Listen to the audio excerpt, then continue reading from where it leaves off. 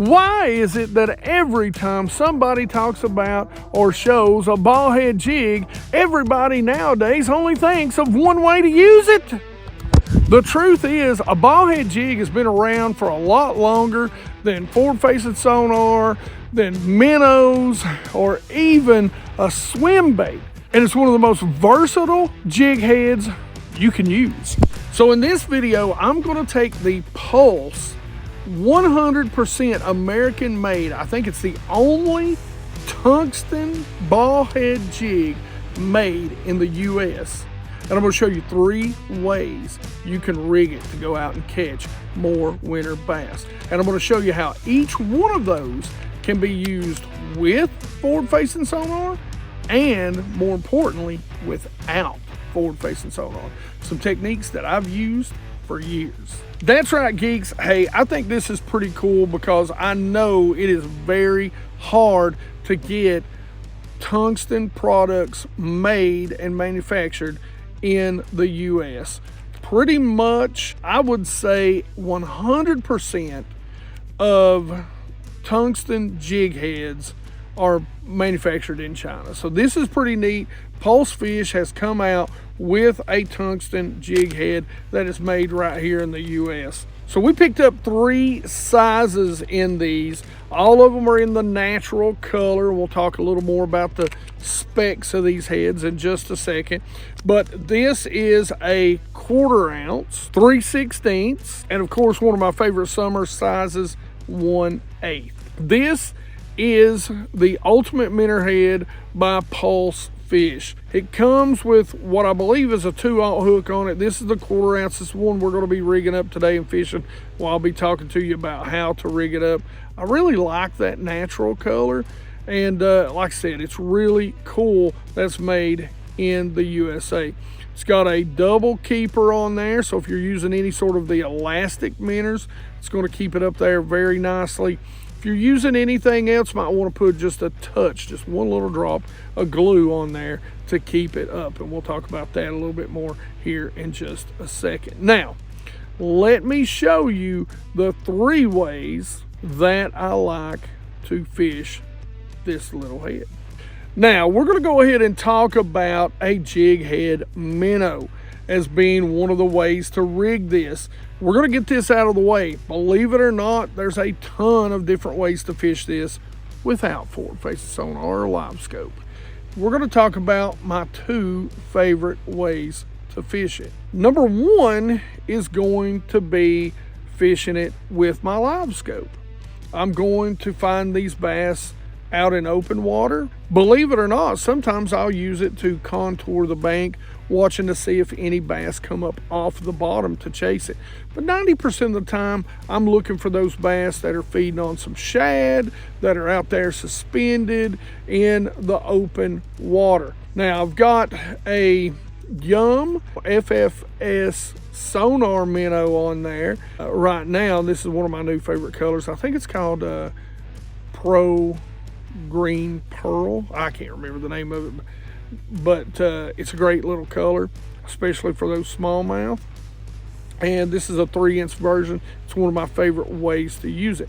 Now, when it comes to fishing a minnow without forward-facing sonar, there's a technique called tightlining. I refer to it a lot of time as the simple way to float and fly. The next way I like to rig this, and I'm telling you geeks, if you don't know this, man, you can catch a lot of fish during the wintertime. And I think one of the reasons is simply because of the stink this stuff has. This is a gulp minnow. It's one of my favorite colors. I think this is called Watermelon Pearl, but they make all different kinds. Again, this is a 3-inch or a 3 and some change. And this is another way to rig it. I like to take this, and pretty much we're going to use the same rod, reel, and line on all these, and I'll show you what that is in a minute. But this I like to take and throw out on a bank, on a 45-degree bank, on some, you know, steeper bank. It's got a little bit of rock and maybe a little bit of brush. And what I'll do is I'll throw it out there, let it hit the bottom, give it just a little bit of tweak, and I'm just going to start shaking it. as it moves down the bank. As it moves down that bank, I'm going to allow that bait to touch bottom just every once in a while. That's when I know that I'm running at about the right speed. We want it to touch bottom once in a while. Now, like I always say, if you're on bottom too much, if you're constantly on bottom, you're reeling a little bit too slow. If you're never touching the bottom, you're reeling it just a little bit too fast. But I'm going to tell you, this is a technique that we've done way before forward-facing sonar ever got thought of. It was, and it's caught so many bass doing this right here. Now, if you'll stick around to the end, I've got an incredible video that shows several different ways to fish a jig head minnow without LiveScope.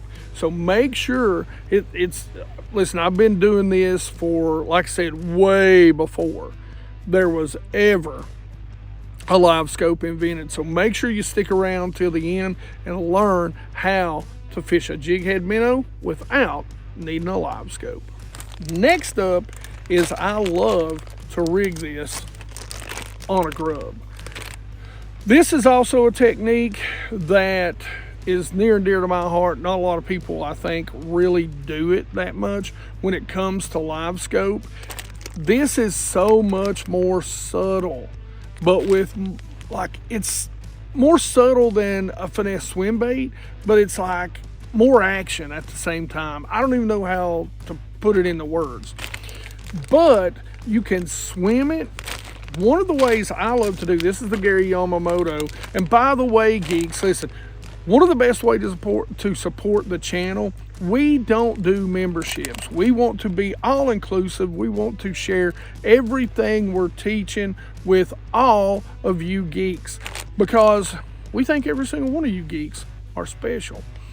Now, but a great way for you all to support us and help us out that won't cost you an extra dime is anytime you go shopping or decide to make a purchase from Tackle Warehouse, down in the description there's a link.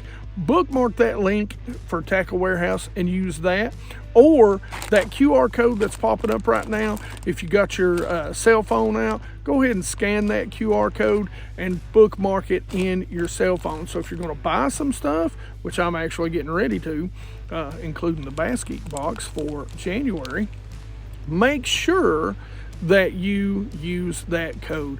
Best way to help us out, don't cost you an extra dime.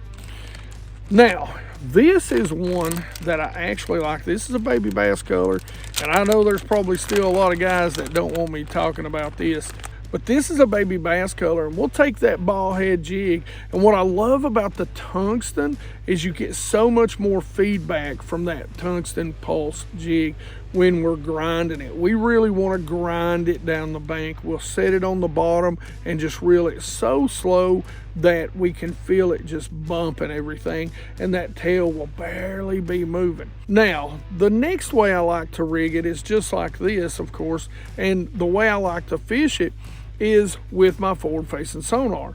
It's great to bring through balls of shad. It's great to shake because they get a totally different tail action, a little more action when they're a little more aggressive on, days like right now, as we've had an incredible warm front here at the end of December.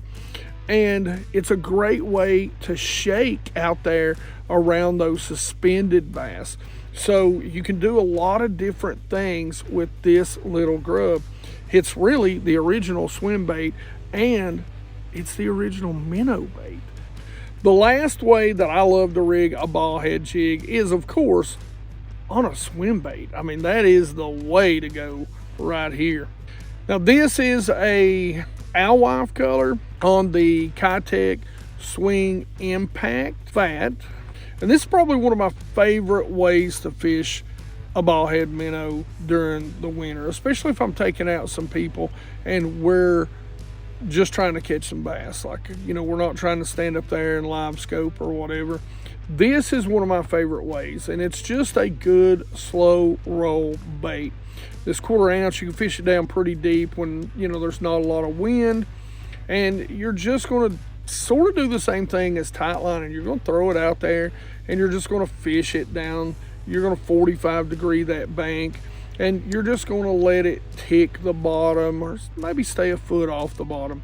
And during the winter time, it's just incredible how many bites you'll get just by doing that, and just kind of going up the bank, letting it go down and casting and covering water. Now I'm going to tell you something that I really don't want to tell you. Again, another great way to use it with LiveScope.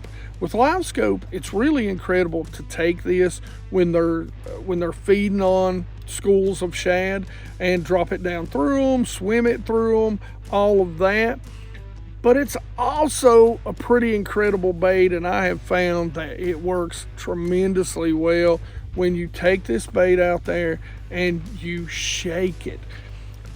A lot of people don't do that, but you shake it just like a minnow and you get such a different reaction out of it when you're just shaking that bait, and it really drives those bass crazy. We were catching some really big bass last winter when they were out there kind of suspended, not really feeding, but they were bigger females, like just warming their eggs, and we would swim it by and they would chase it maybe a little bit and go a little crazy. Wouldn't touch a minnow, but you could pick this little bait up and just start shaking it by them erratically, and they would crush it. I mean, not slacking your line, you'd have to catch up and whack them with it. So this is the other way I would rig it, and the two ways I would fish it. All right, so the rod, reel, and line that you can really use for every single one of these techniques is this little puppy right here.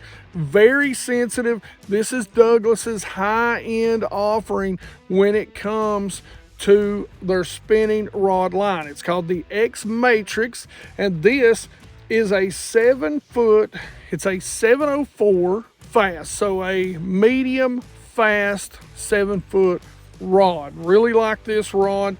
And by the way, I've got a 10% off discount right here if you want to go check them out.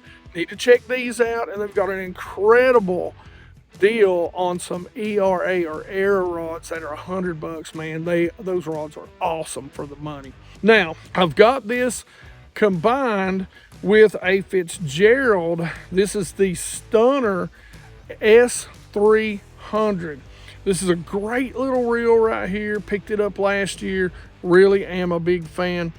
And of course, we've got canine casting braid on here. Love the pink, love the high vis. You can see the water. It's a little brown back here in the back of this creek, but it's really green most of the time.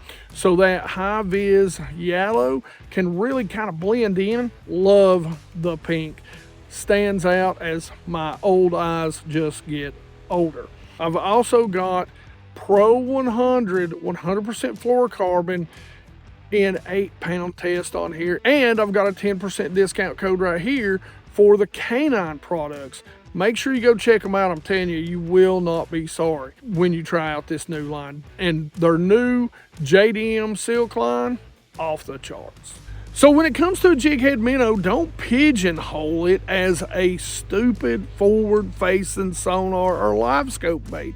Man, I've been fishing for probably 40 plus years, and 40 plus years I've used some sort of ball head jig on, whether it be grubs or spider grubs or, you know, a lot of different things. Just remember, there's a lot of ways to fish everything, and always keep an open mind, because I'm telling you, like we talk about the tight line, you want to do something that's going to catch bass in the winter time. Tight lining's it if you don't have forward-facing sonar. It is an incredible way to catch bass. So like I said in the video earlier, make sure you go check out that video that we filmed last year talking about multiple ways to fish a minnow bait without forward-facing sonar, and it is still one of the best ways to catch a bunch of bass in the wintertime, and you can see that right here.